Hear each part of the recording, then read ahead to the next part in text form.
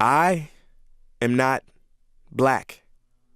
I mean, that's what the world calls me, but it's not me. I didn't come out of my mother's womb saying, "Hey everybody, I'm black." No, I was taught to be black, and you were taught to call me that, along with whatever you call yourself. It's just a label. See, from birth, the world force feeds us these labels, and eventually we all swallow them. We digest and accept the labels, never ever doubting them. But there's one problem. Labels are not you, and labels are not me. Labels are just labels. But who we truly are is not skin deep. See, when I drive my car, no one would ever confuse the car for me. Well, when I drive my body, why do you confuse me for my body? It's my body. Get it?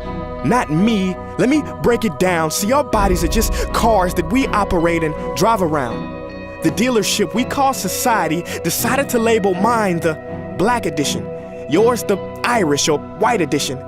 And with no money down, 0% APR, and no test drive, we were forced to own these cars for the rest of our lives. Forgive me, but I fail to see the logic or pride in defining myself or judging another by the cars we drive.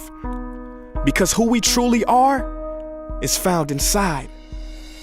Listen, I'm not here to tell you how science has concluded that genetically we're all mixed and race in the human species doesn't exist, or how every historian knows that race was invented in the 15th century to divide people from each other and it has worked perfectly. No, I'm not here to lecture.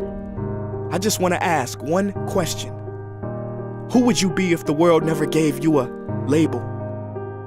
Never gave you a box to check?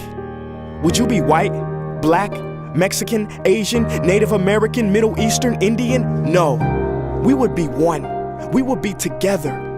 No longer living in the era of calling human beings black people or white people.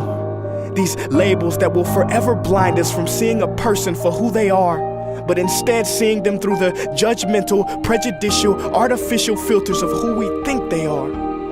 And when you let an artificial label define yourself, then my friend, you have chosen smallness over greatness and minimized yourself, confined and divided yourself from others.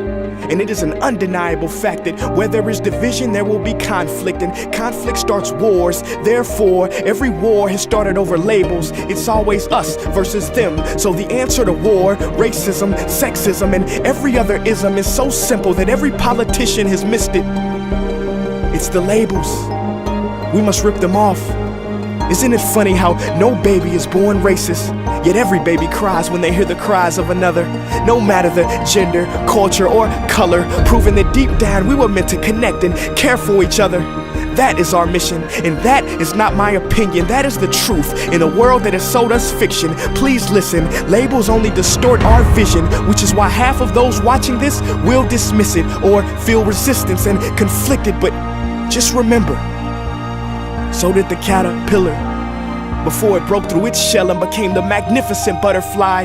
Well, these labels are our shells, and we must do the same thing so we can finally spread our wings. Human beings were not meant to be slapped with labels like groceries and supermarkets. DNA cannot be regulated by the FDA. We were meant to be free, and only until we remove them all and stop living and thinking so small will we be free to see ourselves and each other for who we truly are.